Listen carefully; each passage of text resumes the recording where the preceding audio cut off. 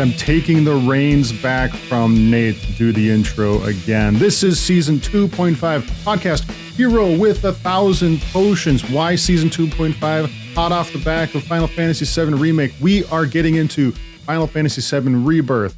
Last episode, we got into Chapter 1, and we're going to get into the Grasslands, whether that's Chapter 2, or we're going to squeeze into Chapter 3 when we get into the Mithril Mines. I don't really know yet. Anyways, my name's Tyler. My lovely host who has the most is Nate. Nate, how are we doing tonight? By most, do you mean a dwindling bank account and no future prospects? Yeah, the most. Well, then, by all means, I'm doing great. He's doing great. I also said how we're doing tonight out of habit. We are not meeting at night, although I feel just as exhausted. All right, so recall that this is a post-mortem half season, micro season. I don't know how micro is going to be. I suppose it's too early to tell. To recap, Final Fantasy VII Rebirth, the second installment of the remake series that came out earlier this year. Yep. And of course, fair warning, there will be spoilers for Rebirth, Remake, the OG one as we get into it. We're not going to bleep it out. That's just the context we're living in. You think you just fell out of a coconut tree? You exist in the context.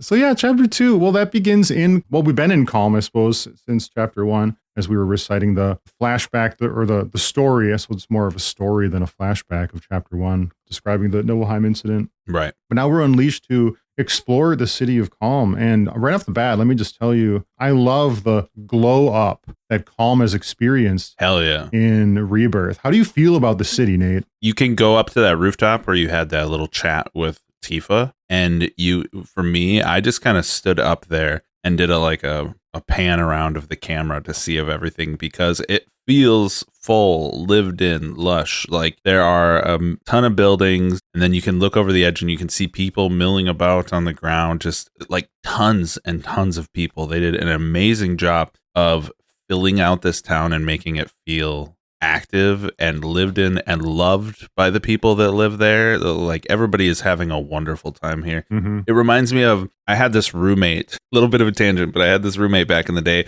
back when Sims 2 was a thing, right? And I would make houses and I would just put the bare necessities in the house of you need a toilet, you need this, you need that. And then I would look at his houses and he would have everything down to the tiniest detail. Like he would have the correct number of towel rings and towels hanging on the bathroom wall for the amount of family members that lived in the house. Okay. Everything was micro designed. And that's how I feel about basically any area we go to in Final Fantasy VII Rebirth. It feels like that roommate of mine, they gave him a salary of $1 million and said, this is your only job, is to make this world feel correct, lived in, lush, deep, any of those words that you can come up to kind of explain a vertical slice of a pie with a dozen different flavors in it. That's what's going on here. The city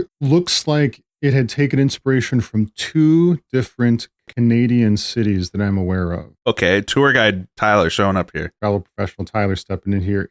It looks and feels like Victoria, which is in British Columbia, and it has a Victoria kind of looks like London in architecture, but it's inset into these beautiful coastal rainforest greenery, and they're very big in horticulture over there. If you've seen pictures of the legislature building, it kind of feels like the architecture of the clock tower and the other major buildings in Calm. The other Canadian city that I get a sense of is Quebec City, or Quebec City, right? Where in the old quarter there's this large Chateau Frontenac, that kind of looks down onto the old quarter, and the architecture of the chateau, it's actually a hotel nowadays, is also evokes an architectural sense of Calm to me. And between the two, we have this lush, very filled out city with these small cobblestone squares. There's a canal that runs through parts of the city, stone bridges, very kind of Victorian in its sense. People feel very modern. They are not guttered by smog and the busyness of the most technologically advanced civilization experience that we've seen in Midgar. Right. And the whole thing feels much more in tune with the world, although according to some of the dialogue, I can't remember if it's in the main story quest or if it's ambient NPC stuff, that they do contract energy from Midgar. And so despite the looks, they are still like plugged into the Mako system. As far as aesthetics, it is a breath of fresh air, even to a greater extent than I felt in OG. Right. Where it was stone squares, plazas, and trace amounts of buildings that also had a comparable architectural sense, Victorian. But the glow up is absolutely fantastic. I'm quite surprised, and the city feels so much bigger too. Like in Calm, you probably thought that maybe there were 300 people that lived here. Here, it feels like 100,000 people might live in Calm in Rebirth. And I think it's something interesting about like the OG architecture that's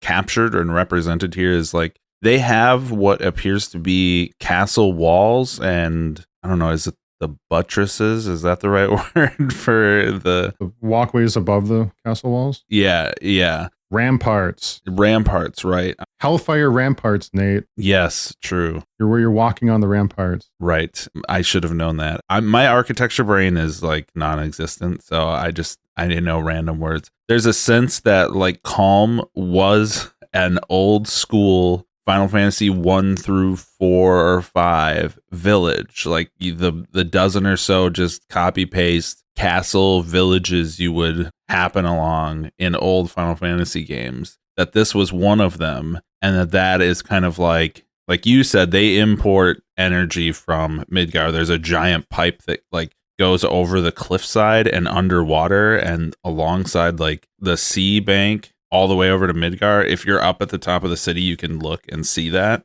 big old pipe. It's interesting that even in OG's time of 1997, they had this sense of the modern Final Fantasy kind of like steamrolling over old Final Fantasy, but representing it in some way. And like there's this little piece that they've set aside on the corner, and the town's name is literally Calm, of remember the simplicity and peace of our old design. Mm-hmm. We've preserved a piece of that here for you. And so I always thought that was interesting. And I thought that 7 was one of my first Final Fantasy games, but I went back and after absolutely falling in love with the series, retroactively played the others and found that like even back before Remake, when I was playing OG and like subsequent replay throughs, I was like, oh, this is an old town. This is a classic Final Fantasy town. That's interesting that the dialogue in aesthetic or application of the cities of Midgar and Calm could be an allegory for the science fictionalization of the Final Fantasy series. Wow. Yeah, and it's always been there as like you'll be running around in a fantasy world and then you get to the end and there'll be either like an airship or a spaceship or like some ancient civilization that you find. And 6 was the first one to put technology really at the forefront. At the forefront. Yes, at the forefront. Because 5 had it, but it was like a plot twist mid-game, if I remember correctly. You've played all of these at the Pixel remasters more recently than I have, so that's correct, right? Yeah, that's correct. I didn't play 2 or... I think 2 is the only one I hadn't replayed in the Pixel remasters. Or played at all, not even replayed. Sorry. Gotcha. Yeah, 5 started out as like castle, kings, and pirates and all that stuff, and then evolved later to the ancient civilization ship thing, whatever. Mm-hmm. Anyway, digressing. Would like to do that here. Yeah, I love Calm, and I think it's an example of this game taking the small things, the simple details of the original, and just blowing them up and expanding and like holding nothing back. There's so many little details about running around this town that feels like they went absolutely ham on nailing this. Yeah, we get our first Queen's Blood deck as soon as the chapter begins. Mini game alert. Queen's Blood, dude. Now, because we're not worrying about spoilers, it's hilarious that they give this to you as like, I think the innkeeper is like, hey, do you want some cards? Do you want to play cards? But actually, it's like an ancient demon trapped inside a sorceress card game that's real. Very Yu-Gi-Oh vibes. I don't know if you ever got into the Yu-Gi-Oh anime lore or not. Nope, have not. It's this thing where it's a card game, but it's also real life. You know, they have to do that to add stakes to, and you're not just some nerd playing cards at high school. It has to like involve ancient demons and saving the world. So anyway, but yes, that not terribly important to the ability to enjoy Queen's Blood or not, but I thought it was funny. Broden hooks us up with Some critical stuff for this game, first of which is our starter Queen's Blood deck. This is going to be our card game for Rebirth here. Of course, there has been other card games and other mainline Final Fantasy games, Triple Triad being one of them. What was the Final Fantasy IX one? Tetramaster? Tetramaster. Thank you very much. That one fucking sucks. I hate it. People hate it because an attack value isn't itself a number. The value represents a range of numbers, and the greater the number, the higher the low and the high of that range. The 9 attack value dice roll set is greater than the 4 attack value dice roll set. However, you can have a 9 attack value dice roll fail against like a 7 attack dice roll against the card you're in conflict with, and fail in spite of value of the card telling you that it's a higher number than the other. Right. And that's why it's so frustrating. RNGs, baby. RNG. Not so much RNG in Queen's Blood.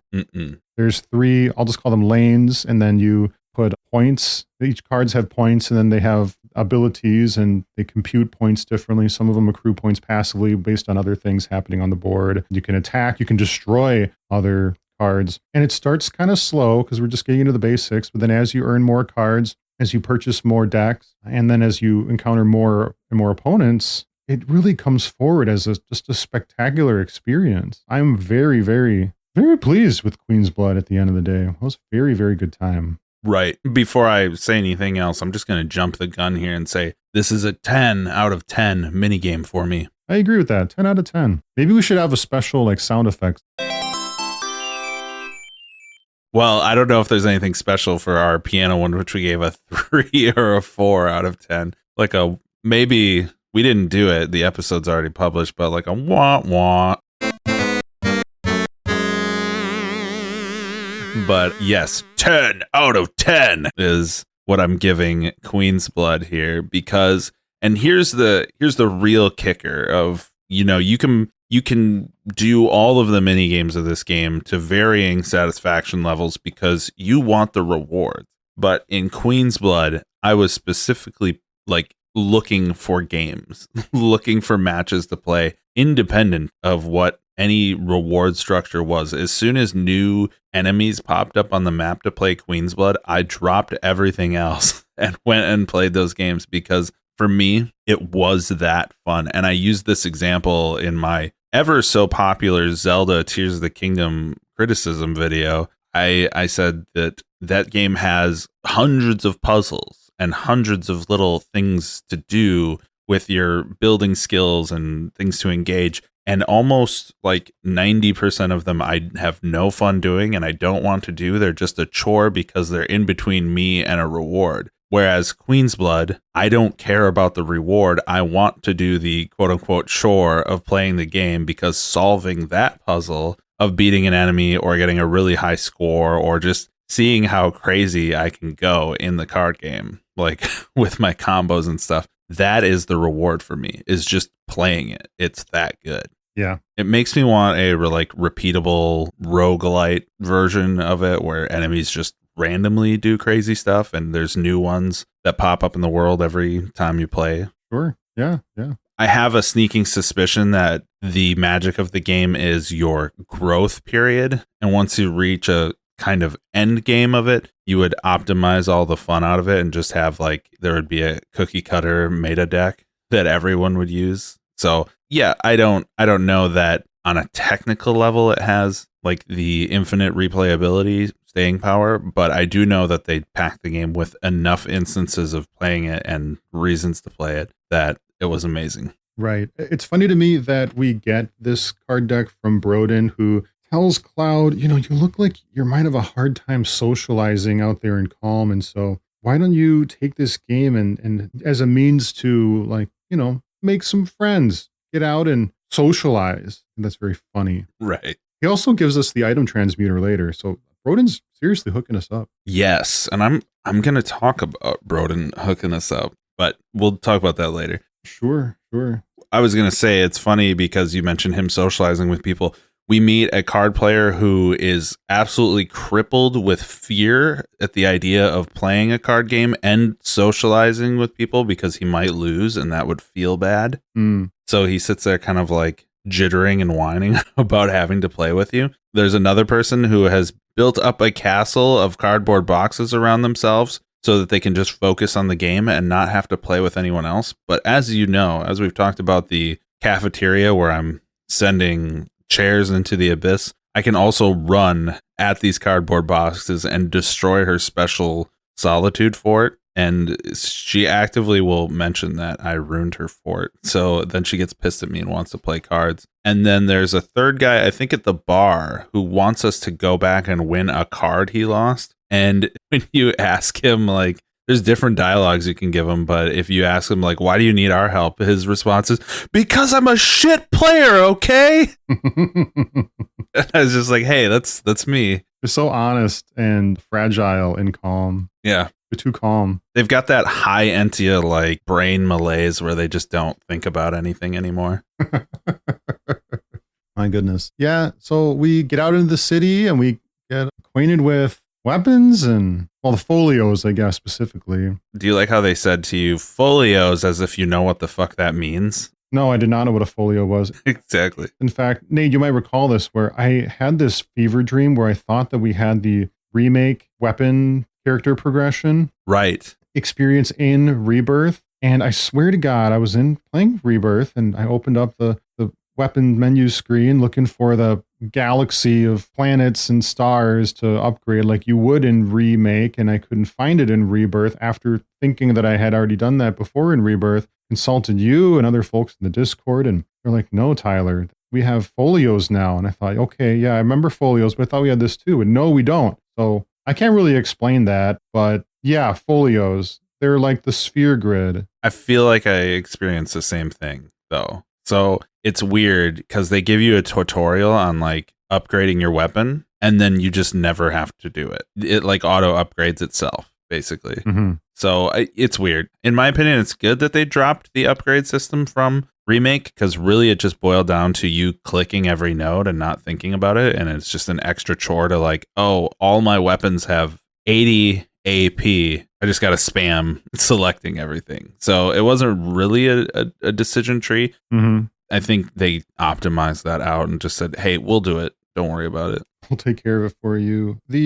The folio system is a lot like Final Fantasy X's sphere grid, although simpler. You can, to a certain extent, customize your character based on creating new synergy abilities with other teammates, stat increases. Some stats are more heavily weighted than others. In this game, for example, Cade Sith has more luck, opportunities to boost luck than other people do. Barrett has more opportunities to do like health and tanking sort of stuff. There's also non-magic elemental abilities that you can unlock as well. And I avoided most of those, but when I did use them, I realized they don't deal very much damage at all, which makes me believe that they're not useful as a damage dealing ability, but as a tool to pressure an enemy that perhaps maybe you didn't have a wind elemental materia in your party, but Yuffie, I'm just pulling a name out of the air, has this non-elemental ability to maybe pressure with wind when you needed, when the situation calls for it. Yeah, I think it's like a stopgap of, there were definitely scenarios in Remake,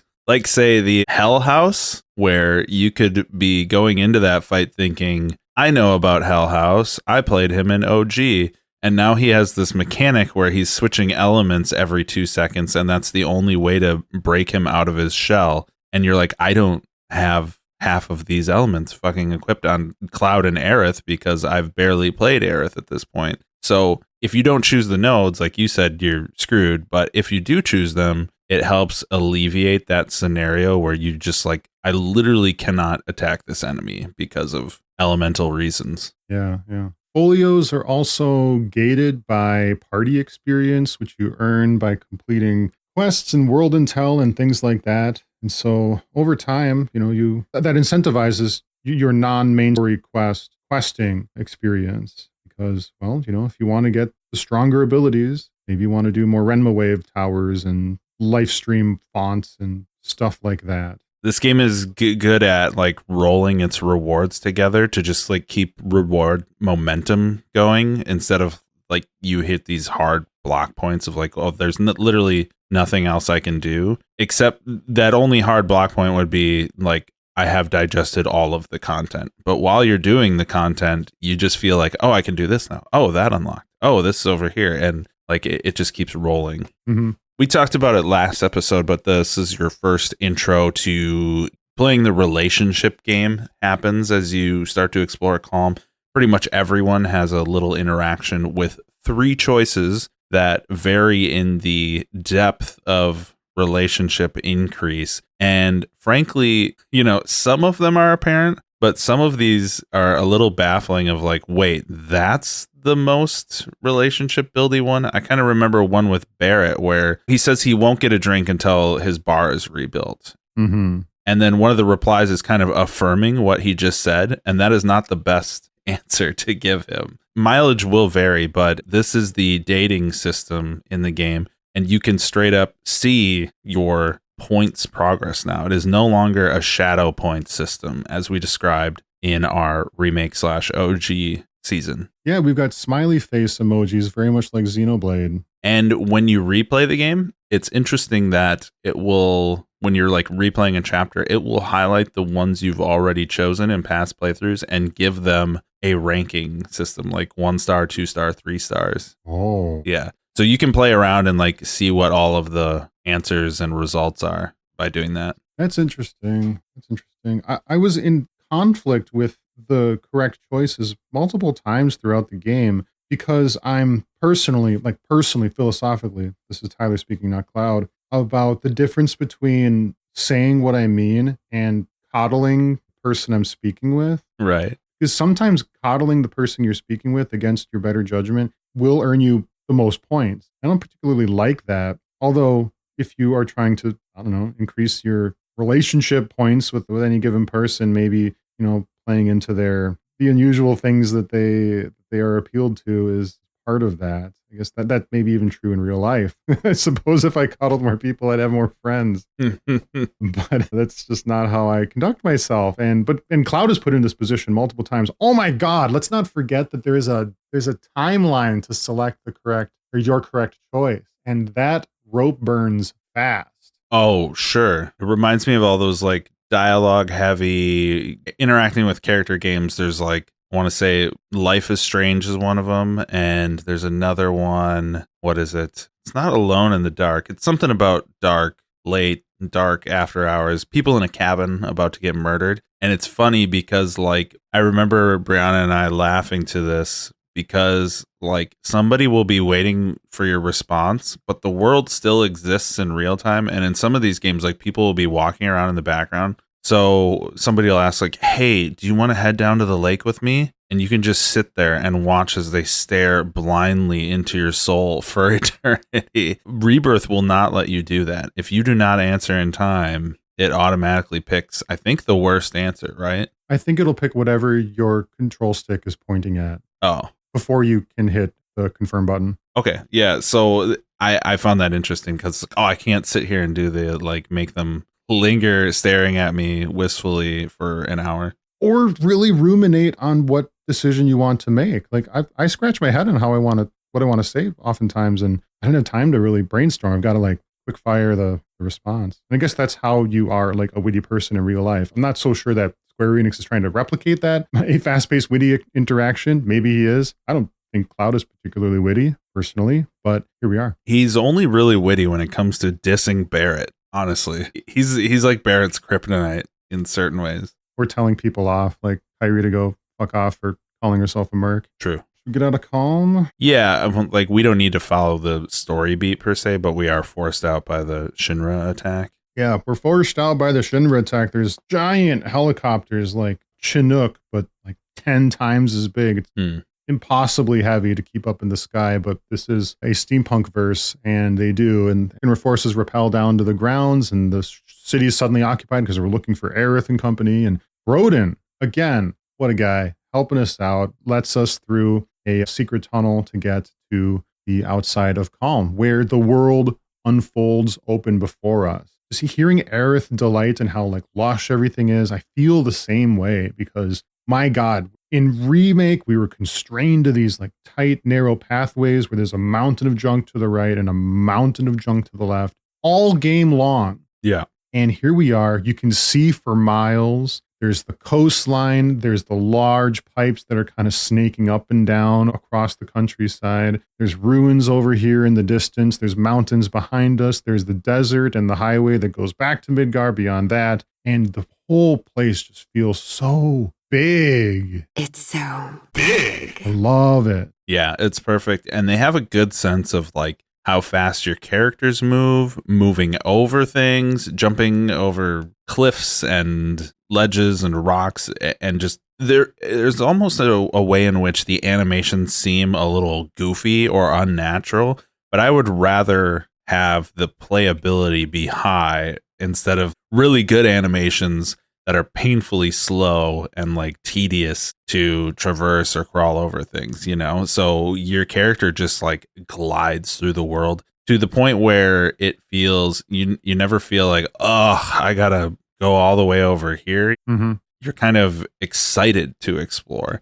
And I remember just being hit, like you're saying, as soon as you get this like newfound freedom, at least for this series, we've obviously played other open world games before, but I remember just thinking, being fully sucked in and spending a lot of time accomplishing nothing other than doing the random world chores and like getting into fights and stuff. That's so true. And Nate, I even shared with you as I was playing Chapter 2 that I hit one story beat after we were unleashed into the grasslands, and then I filled in as much of the map as I possibly could without doing anything else. Now, doing the world intel, doing the quest, you're going to fill in the map for the most part. And so I didn't really have to, but I didn't know, and I didn't particularly care because I just wanted to search. It was all very natural to me. There are a hallmark to a very, very good game is you have fun doing nothing. Like in Super Mario 64, running around the castle or the grounds outside. Breath of the Wild is a masterclass of that. Ocarina of Time, like jumping around and moving things around. This is how I felt. I didn't need the amusement park rides to take me around the zone. I'm speaking hyperbolically when I say amusement park ride. Mm-hmm. Framework of the game that walks you through each of these places. I did it organically.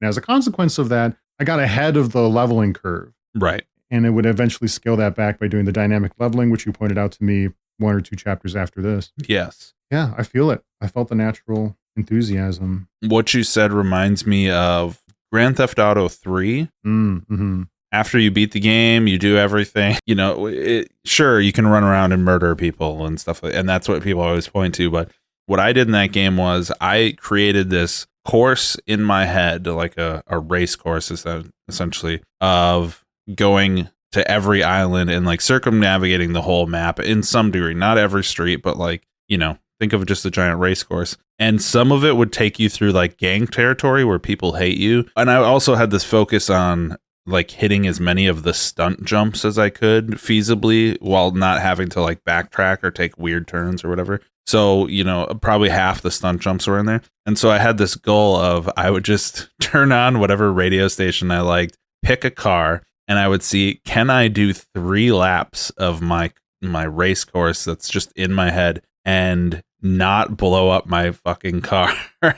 And it was actually hard. Like there would be just as many times I failed it as times I did it. But like as a kid, when you don't have infinite income and you have a limited amount of games, like I didn't have backlogs back then. That was not a concept that existed. So you had to make your own entertainment. And there were games that facilitated that. And I feel like this game, maybe not in a creative sense, like you can't just create your own content, but this game definitely gives you, by the time you're done with a zone, like you can have fully enjoyed it, but also be like, all right, I'm so ready to leave. I've done absolutely everything in a really good way, I think.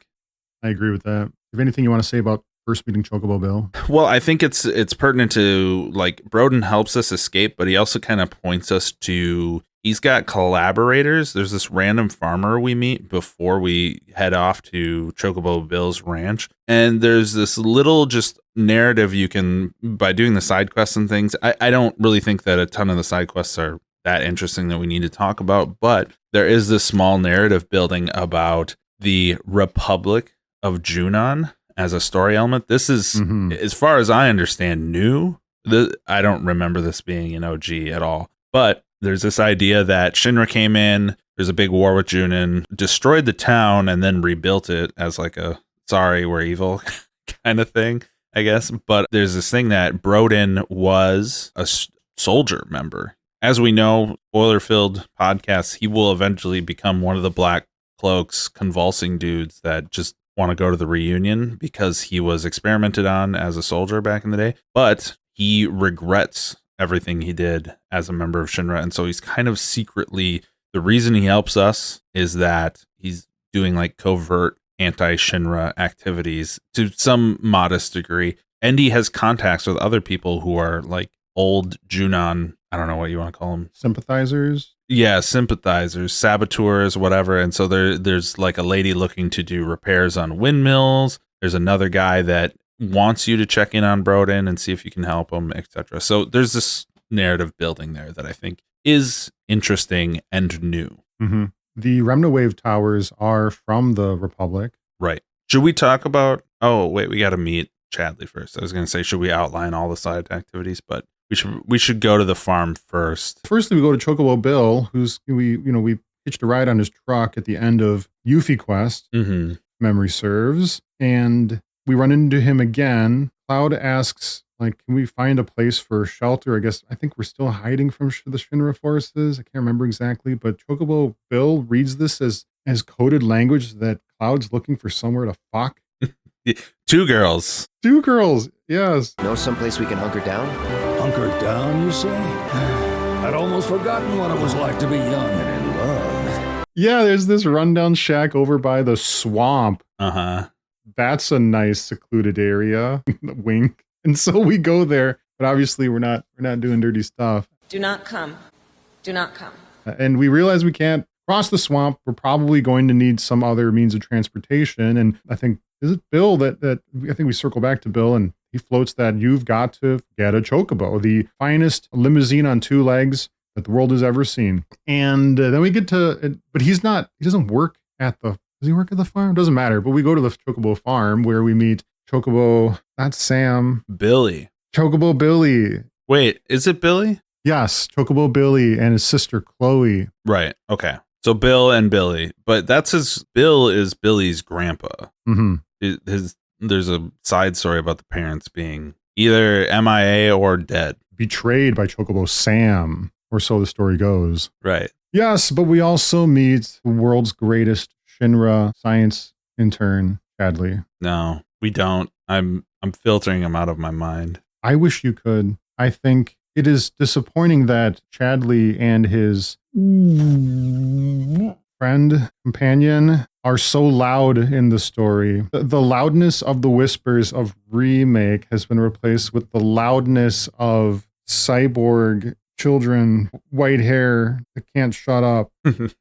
Right. It's like a symptom. I don't know how to explain it or to put it into words that make sense, but this is the reason I can't watch modern anime, because if you look at Chadley character and how out of place he feels, at least if you digested all of OG Final Fantasy VII and mentally lived in that world for 20 plus years as a space of catharsis and enjoyment for yourself, and then you return to that world in stunning HD modern console magic, and Chadley standing there, you have this sense of like, you don't belong here. Yes. You were not here in my dreams, my mind visions of what this world was like. Get out. Yeah. It's the same thing of like watching 90s anime. Just everything looks and feels and hits me in a certain way. And then I'll watch like a modern one that everybody's ranting and raving about, the greatest thing ever. And I'm just like, no, I don't like this. What is this? This is not the same industry that I remember. It's hard to explain. It's just a feeling. Yeah, I get it. And Chadley is louder in the conversation of, or I should say, he's louder in the gameplay of Rebirth because he's functionally a steward of a very large gameplay function, which is the world intel. We climb towers and we activate them, which reveals quests and nodes on the map that we want to interact with. And so every time we do, Chadley has something to say. Oh my God, he gives us that the hell is that video screen laser? Yeah, it's like a scanner thing. It has a name. The Chad module. Oh, God. Nate, the Chad module. Yes. The Chad module. It makes me think of not entirely, but it just makes me think of the screwdriver in Doctor Who. Yes. Which is this like all-purpose plot device thing of Chadley just hands you this thing and it's like literally any point of interest you go to, just wave this at it and it will do stuff inexplicably. And it's like, no, I don't want this. But worse, Nate, it gives Chadley unfettered access to Cloud's ears. Not just Chadley. Not just Chadley, yes. Do you want to talk about Mai? Yes, we should talk about Mai as well. Her name is maybe clever in that she's an AI, so MAI, Mai, right? Great. Chadley made her. So we're now like, the singularity is happening because we've learned that Hojo made Chadley, but now Chadley is making people. Mm-mm. So in the next game, Mai will have made someone and it will just exponentially start cascading out into infinite numbers of Chadleys screaming in your ear. Well, there'll be Miley's. The journey is usually the part that you remember anyways. Mai's interpretation of what the next iteration ought to be. And so the compression of chibi stomach turning irritation feelings are only going to compound if we keep going in this direction. Yes. I'm not even going to say it's amusing to me. They even they shit on Mai, or Chadley does even. Like he turns the volume down on her after you complete one of the elite quests. I suppose it falls to me to make Mai's presence more tolerable. How do you? Volume levels decreasing? Wait.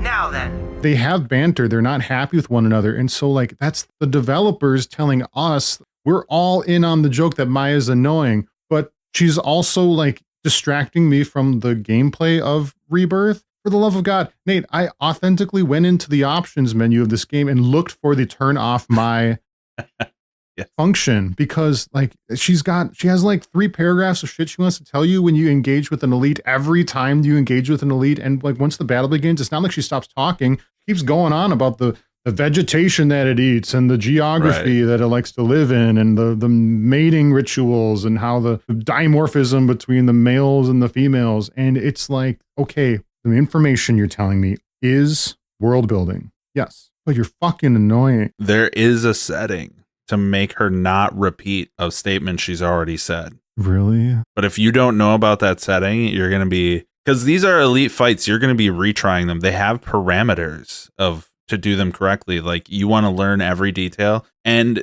actually, I'll get into this here is that I think the game teaches you how to play it so much better than the previous game. And not just in that intro segment we talked about last chapter, it keeps teaching you how to play the game really well. Mm-hmm. Chadley, to his credit, has VR missions that are character tutorials.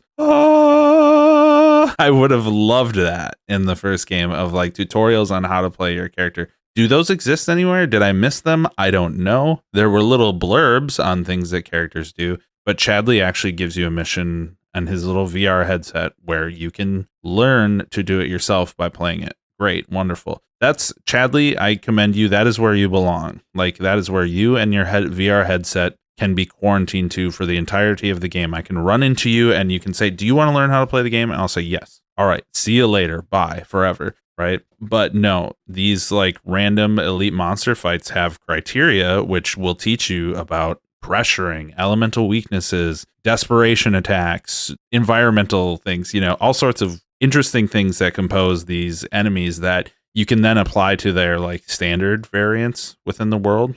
Mm-hmm. Wonderful. Amazing that there's these special trials and you're going to be redoing them to do them correctly. And she says the same dialogue every single time, unless you turn that off. But what you mentioned about like the quote unquote developer in joke about Chadley wanting to like shut Mai off and like, oh, we want to shut Mai off too. But it's like, Chadley, do you realize you are that to us? The annoyance that you feel with Mai, we feel about you. And I don't think Chadley ever, or like the developers ever develop that same self-awareness about the Chadley aspect. Mm-hmm. It's like a weird meta commentary that they didn't even realize they were making when they did the Mai ridicule. So yeah. Yeah. Let's also point out that on the PlayStation 5 controller, there is a speaker, and that when the Chad module plays and Chadley or Mai is speaking to you through it, the call is coming in from inside the house. And that speaker is not like, it's all right, but we're not talking high quality here. There's no volume knob on it. You can't turn it down. I mean, let's say I enjoyed Chadley and Mai's voice and their dialogue. Let's live in that dogverse. Right. They're so loud in the speaker in my hands that like I'm turning it off. I'm like, functionally, it's a cool application of the technology of the controller. The PlayStation 5 controller is a crazy complicated technological marvel. Honestly, it really is. But I can't adjust the volume of the voices coming at me through it, and it's so loud, and I'm playing it like 11 p.m. at night with my wife trying to sleep like next to me. Like that doesn't work. So I had to turn it off. Functionally cool as the idea is, the application thereof and the voices coming out of it, not there. Right. I agree completely. Now we have all these Chadley tasks. We've listed some of them. We have Remnant Wave Towers. We have finding life springs, which are really just this Mako explosion, or the Mako in its purest form, like manifesting in the world. Yeah, a giant crystal. We have rare monster fights. And once you do all the rare monster fights, there's like a super boss battle. The one we'll find here in Grasslands is Quetzalcoatl of the Final Fantasy VIII summon, repurposed here as a giant like griffin type bird. Pretty cool. Yeah, complete with lightning magic. Right. And let's see, is there anything? Oh, and there's each zone has a unique like quest that's called a proto relic with like 4 stages to it of varying quality in each zone. Were there any I missed? Moogle House. Moogle House, right? Okay, yeah, that's one. That's a little Moogle mini game where it replaces the buying Moogle stuff from kids in Remake with buying things from an actual Moogle.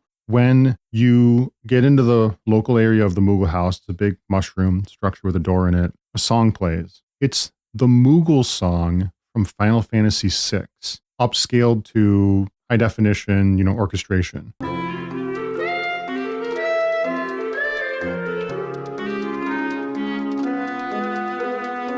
And something inside me, like my heart just throbs. And because like playing Rebirth and hearing an orchestrated version of a not so popular Final Fantasy VI song feels like somewhere out there in some verse, the Final Fantasy VI remake is real. Right now, this is the closest I'm getting to it, but hearing that, like, because the lead of the song is this oboe or a clarinet, and Final Fantasy VI's original soundtrack has lots of lead melodies where there's this wistful or melancholic woodwind lead, oboe or clarinet. Terra's theme.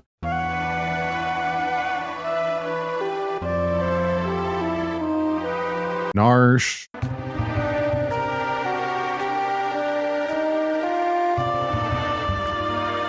World of Balance theme.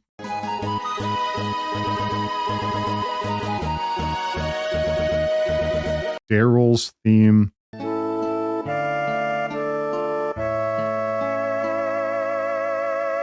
They're all kind of there. And so hearing that melody again in Rebirth, I like travel through time to what Final Fantasy VI could be nowadays. And I just really appreciate it. You're simping hard for a Final Fantasy VI remake, aren't you? I don't think it'll happen, but I can feel it having just hearing this song play. I think that game is more of like, obviously it's popular and well loved and had a huge impact at the time. I think it has more of a cult following than like a cultural impact memory of it being the greatest game of all time. But there are certainly people that love that game more than 7 to a significant degree. So there are, yes. I can't speak to that. It certainly occupies a decent space in my memory and in my emotional enthusiasm for old and rapidly aging RPGs. And there's digging for chips using your chocobo. And lastly, in the Chadley tasks, we have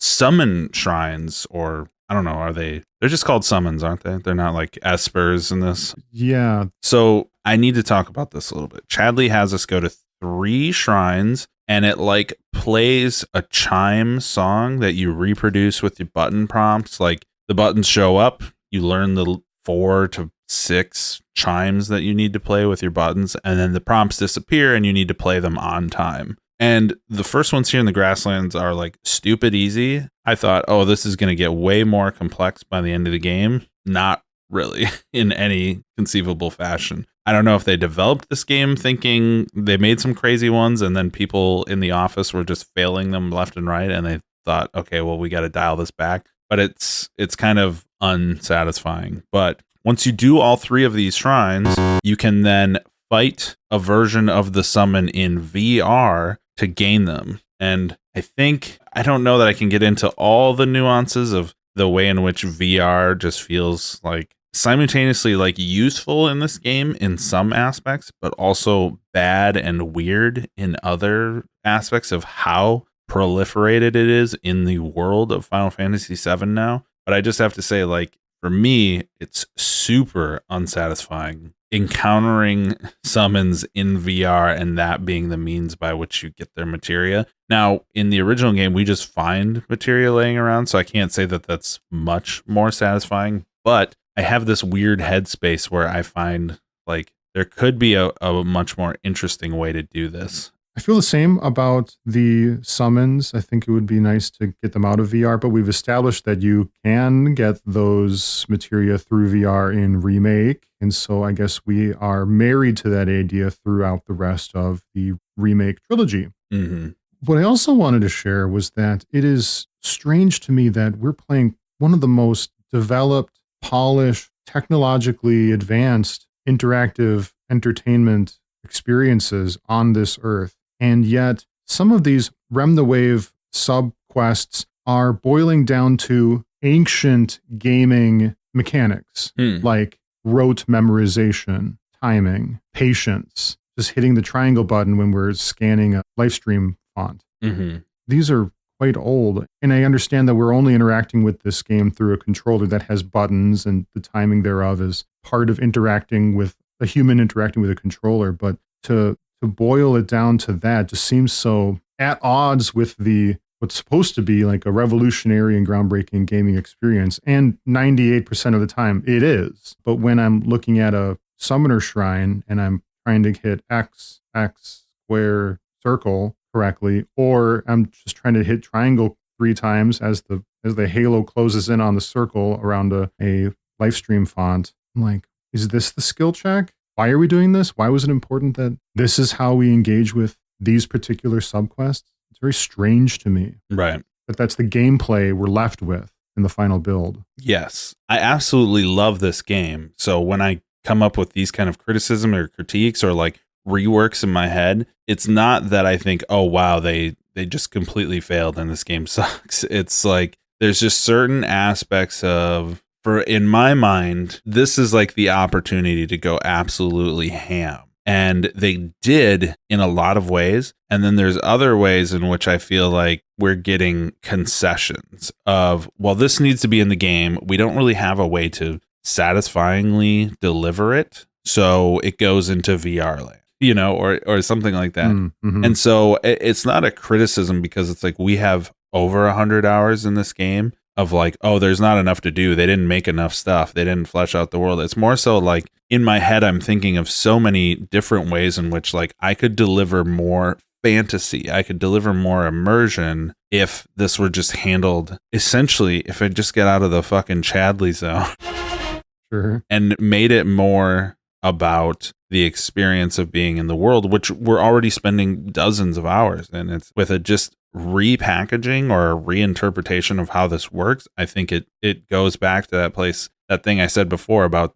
certain elements just feeling foreign to the Final Fantasy VII that's been in my mind for decades. It would take it back to that space of being what I felt it was going to be. So I have this thing. It's like a 2-part thing that I think I can nail pretty quickly here for you, Tyler, of how I could redo just certain aspects of the game to completely remove Chadley.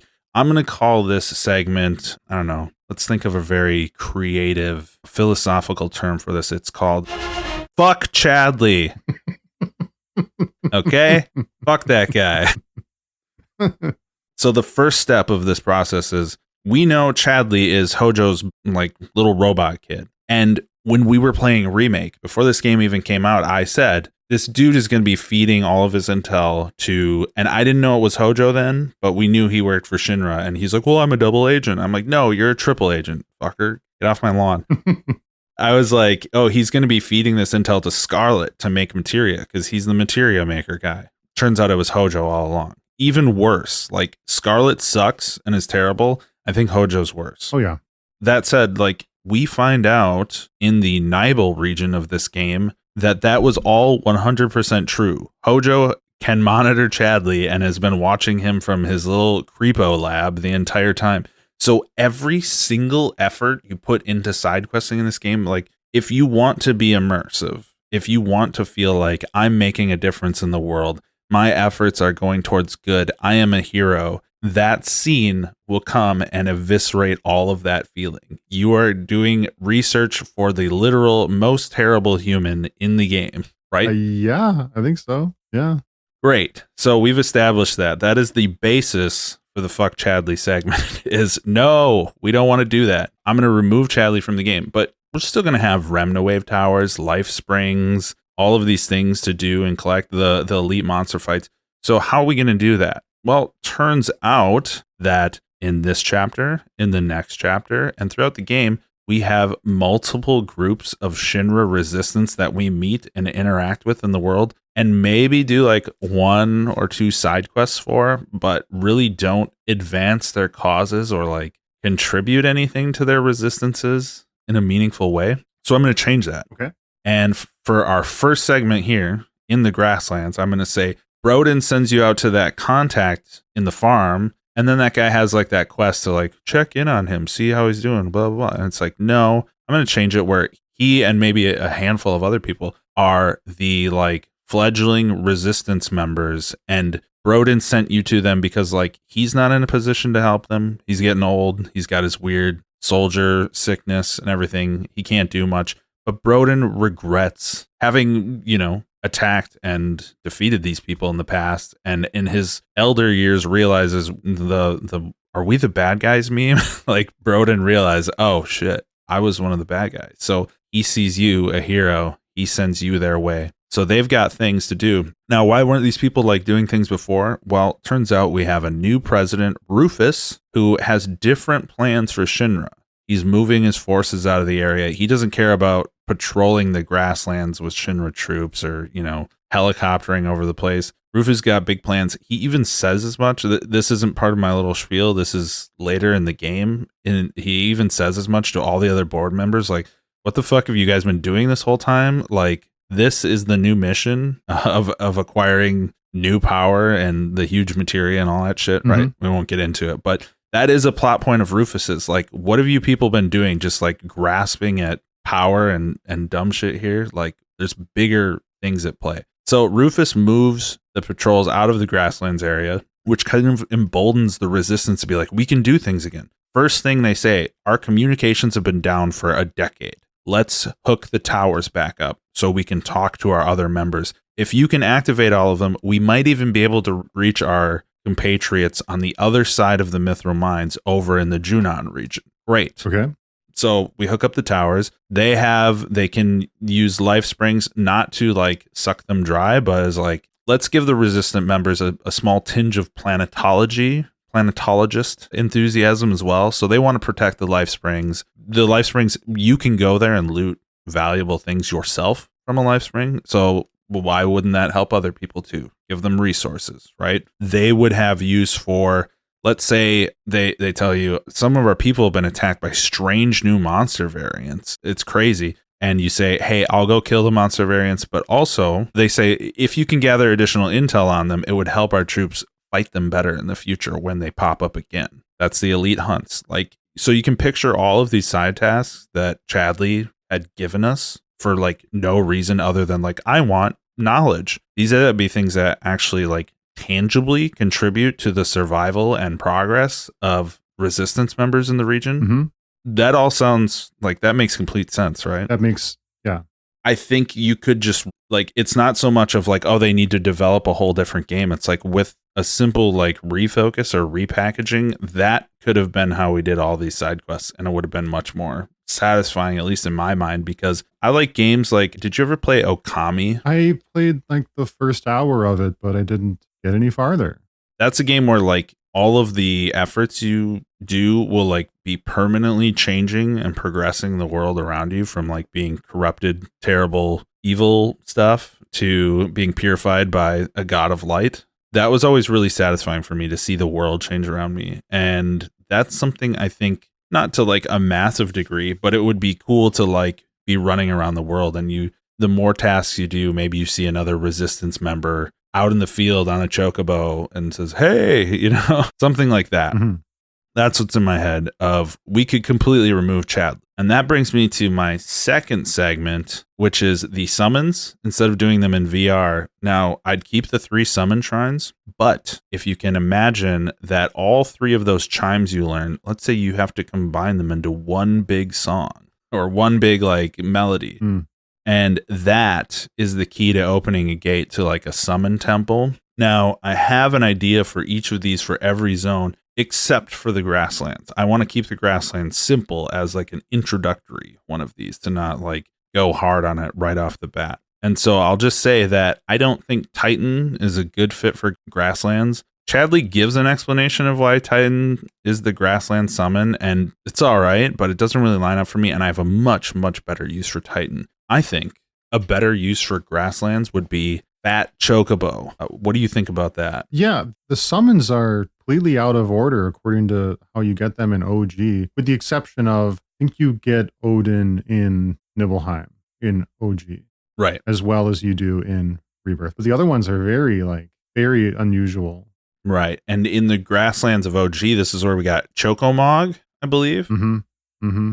So I'm going to upgrade that to Fat Chocobo. And the reason being is, all of my summon dungeons that I'm going to create through these segments as we go through the podcast are going to have really strong story implications that help you learn about the area. Because right now we learn our lore about the area through Chadley's intel blurbs. I want us to learn it through playing the game. And so Fat Chocobo is going to teach us that, like, effectively the people of the Grasslands they're all farmers, they've got ranches, they've got farms, etc. before Shinra kind of moved in. And every year they'd hold a big festival. And if they were good stewards of the land, like living in balance with nature, the whole planetology aspect at the festival, the spirit of the big ass fat chocobo might make an appearance to bless their bounty and to signify that the following year would be glorious and wonderful. And that fat chocobo's not shown up in decades since Midgar started like doing their thing over in their region because like you could imagine Midgar used to be Grasslands before they started sucking all of the Mako out. Yeah, well, that's established. Yeah, that it was rendered barren. Right. And so Fat Chocobo hasn't shown up in decades, and so we're gonna go to his temple and like go in and find out why, and maybe rouse him from his slumber. And we're gonna find out that like basically Shinra has disconnected humanity from its connection to the world. Mm-hmm. This would be a great immersive way to learn that, instead of just learning the history of Republic of Junin, etc. through a text blurb in a UI. Trying to keep it short and sweet. I'll build on this as we go through the podcast, but I think it's possible and quite easy to just completely repackage Chadley to not have him in the game at all. Wouldn't that be nice? Now, could you say the same about Sephiroth? Can I repackage the game to not have Sephiroth in it? No. Can I say the same about Rufus? Can we just remove Rufus from the game? No. But I can completely remove Chadley from the game entirely without needing him. Mm-hmm. Thus ends the Fuck Chadley segment for this week. Right. Well, eventually we do stalk a chocobo and bring it back to Chocobo Billy, who then gives us, I don't know, what is it, rider's permits or lets us rent chocobos to cross the swamp. There's also a racetrack that we can do as well. Another mini game that we can address. Chocobo digging comes back. Chocobo digging comes back. Yeah. From FF9. Yep. Chocobo Hot and Cold, but differently. And we do cross the swamp. Cloud gets a flash of Sephiroth as we kind of dip a toe, a chocobo toe, a chocotoe. into the swamp. And then eventually we're waylaid by the Midgar Zalem. Or I guess, no, it's the Midgard, the Translation error. It has a different name. Is it a translation error? The giant snake guy. It's Midgard Sormer. Midgard Sormer. But I don't even know if I'm saying that right, because that would be Norwegian pronunciation, the same way like the J's are Y's to them. Or So who knows if I'm saying Midgard Sormer right. But the original translation in OG was Zalem. I'm not even going to try figuring that. How they messed that one up. Yeah. We'd rather walk it back, the Zalem, than try to explain Zalem as, I don't know, what we call giant snakes around here. Yeah. The reference is that the Midgard Sormer is the world serpent from Norse mythology. There's basically like the world is held together by a giant snake eating its own tail. Ouroboros. Exactly. As always, lots of Norse references in Final Fantasy VII. Oh, yeah. And this is just the next one. Fun boss fight. We fight him in a kind of a narrow canyon with the swamp all around us. And it's a multi-target fight. You can target the cranial dome besides his, the body. And I know he's got like a bulbous like cranial thing going on, but I know cranium domes to be called just skulls. Right. But the target is called cranial dome. You can target it if you please. You probably should. After all, it's the discrete target fight. You should target the discrete targets. And then I thought it was quite fun. We do get Beta. We see Beta, the enemy materia skill that is this big, I suppose in OG it's like a slow moving red mushroom cloud of fire magic. But in Rebirth here, when he casts it in a transitional movie in between phases of the boss fight. It is a firestorm. It is a twisting column of fire that sets fire to like the deadwood trees like all around us, and the environment becomes much more engaging because things are we're in a swamp, we're fighting this giant thing. It also coils around trees as well. I thought that was pretty interesting. Yeah, Cloud gets thrown into the water, and we have an "oh my god, he's going to drown" sequence. But then what appears through a black mist of magical evil particles, but a long silver blade, and Sephiroth is manifested, and he's going to protect Cloud from dying, not just from drowning, but from actually he doesn't protect him from drowning. I think he leaves him there in the water at the end of the fight, but he does take the fight to Midgard Sormer and throws him up into the air, in which he comes crashing down, impaling itself onto a tree like it did in OG in the very memeable moment. Did Sephiroth do this? But in Rebirth, I've got to ask myself a different question. Shoot. Did Broden do this? Yeah, well, to me, there's this like weird space of, did Sephiroth possess Cloud and make Cloud a badass for 5 seconds? Or is there another Marcus type floating through the swamp there? We see them there, so who knows? Is there another submerged Marcus type in the water, like shadowing Cloud through this boss fight effectively? Really couldn't say. I'll note that the whole purpose of getting a Chocobo in OG was to not fight the Midgard Zalem at all, because you could not beat him in that game. Or maybe you could if you grinded the shit out of it. I think I did it once, just to say I did. Oh my god.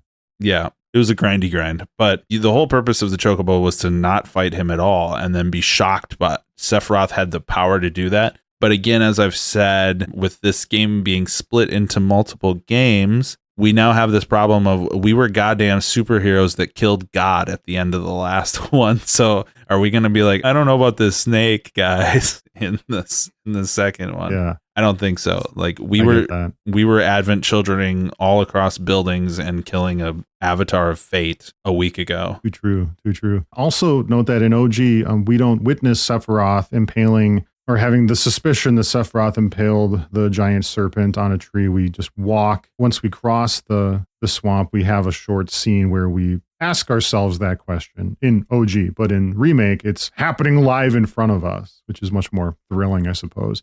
In OG, it's a mystery. Most of Disc 1, once you're outside of Midgar, is a matter of following the trail of the man in black.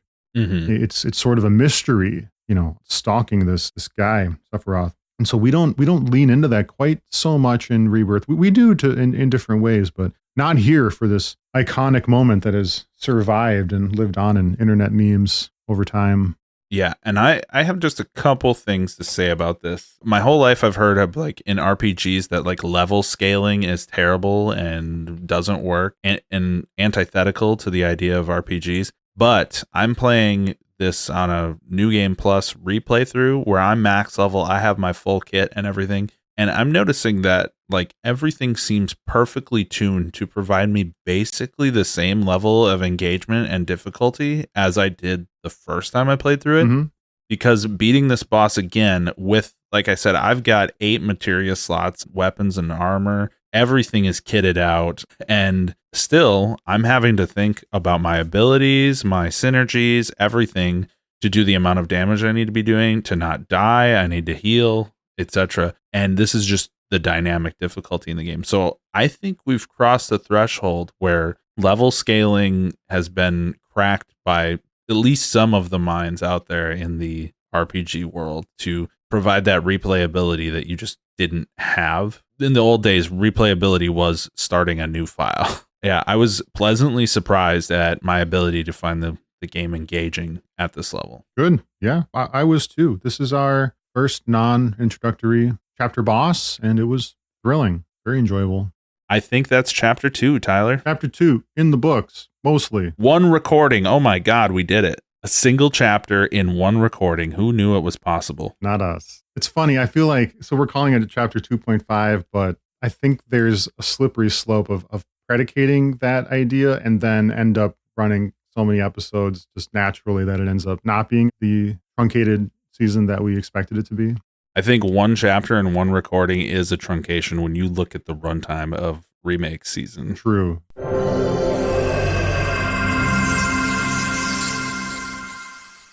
This episode has been a production of Gunblade Guys. It's us, Tyler and Nate. Think about liking us, subscribing to us, 5-starring us, writing a review about us, and telling a fellow game liker about us as well. Join the conversation with fellow fans of the show on Discord. Find a link to that Discord on our podcast description paragraph. You can also find a link to tip us there as well. Catch us on Twitch and YouTube under the name Gunblade Guys, and email us at gunbladeguys@gmail.com. Nate, what's the final hot take? There's only one my for me, Tyler, and that is King of Fighters. So I'm going to also say, fuck my. Yup! Me bitey! I don't know any Mai's. I know a May from, I guess I'm supposed to say Overwatch, but I low key, I really mean Heroes of the Storm. Yeah. What about Mei Ling? Okay. Mei Ling. Isn't that the little panda girl? Oh, Lily. Okay, who's the sorceress girl then in HOTS? Li Ming. Okay, never mind. Fuck it. That's Also, Romancing Saga 3 has an old crone geisha wind mage called Bai Lei Meng. Nice. Something like that. There's extra A's in there. A's against the I's. Okay, I gotta go. Let's go, gang. Farewell. Grasslands out. Grassfire. Yeah, peace out, man. Love you. Bye.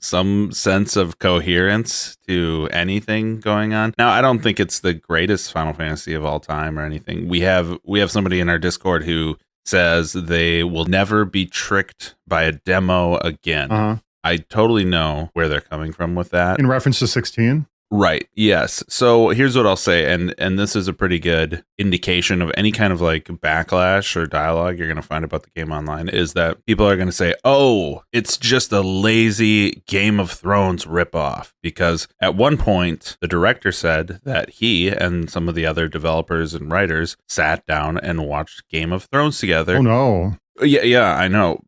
For just a sense of the kind of tone he wanted. Now, to what that means when you read that headline and as an internet user and you don't read the actual article, that means the entire game is a Game of Thrones ripoff. And this is just a commentary at the internet in general, not our lovely and wonderful Discord user who actually has a fair number of things negative to say about the game that I actually agree with. But I will say for all of the general internet audience out there who has levied this criticism against it, that it's just a ripoff. The demo is, it has some Game of Thrones moments to it. In particular, one very famous moment in the original show, I feel like is represented in that demo. Mm-hmm. After the demo, when you start playing the main campaign of the game proper, it becomes one of the most traditional Final Fantasy games of all time. Like, it is essentially, without doing spoilers, just the setup you receive after that demo is, hey, guy, do you want to join a ragtag resistance against an evil empire? And do you want to interact with crystals and summons in order to do it? And it's like, there's no like bobbing and weaving of politics and tricking people and backstabbing or any sort of this like crazy back and forth layered multiple point of view things going on. It's you are the leader of resistance team member guy, and you're going to just go beat the shit out of people to make them stop being bad. Light spoilers. The story is really interesting, and it's pretty, I don't know, it's all right and good for me, but like it encapsulates the Nintendo, early Super Nintendo era of Final Fantasy down to a T for me. So if that's of interest to you, don't let the internet criticisms of it deter you. That's fine. I've played and enjoyed far worse RPGs over time. Right. I'll reserve my judgment. It's just a matter of the rather large playing field in front of me. Yes. Of options and time spent doing the next travelogue, which is going to be on Romancing Saga 3. Free time is narrow. Right. If anything, play it before you play 15 or Strange Guy. Strange Heaven. Yes. Strange Shangri-La. The only thing really of note in the morning, we don't have much of a like recap to do when we record in the morning because we don't have a whole day of nonsense behind us. Yeah. That's all right. It's true. Hearing something weird in my audio. 1 second. 1 freaking second. Something weird in the audio. There's ghosts in the data. Ghosts in the machine. Ghosts in the shell. All right. I genuinely want to see myself in the yellow range. So who knows? We'll see. We'll see if I stay there. That last conversation, I was not hitting my yellow zone. So At yellow. I moved a little bit closer to the mic. Do I sound all right to you? You've sounded all right since we started chatting. Want to intro again? No. Yeah, you have to. You set the precedent. No, I didn't prepare. That other one I thought through of how do the purpose of me doing the other intro was to establish that, hey, things are different, but now you're on episode number 2. Things are the same. So give them Tyler. Okay. Don't say book club like. No, it's yours paragraph, not mine. I saved it. I think that's a little too long to use every single time, but you get the idea. Like for say, what the fuck? I think we're going to allocate on a whole episode to Queen's Blood later in the season. Oh, okay. If you've got that much to say about them, I'm all ears. Well, no, you pitched it to me. You said like your favorite Queen's Blood cards and the deck that help you get through. And oh, right. Yeah, we can do that. More so, I was thinking a general mini games nonsense run. Oh yeah, that's fine too. All right.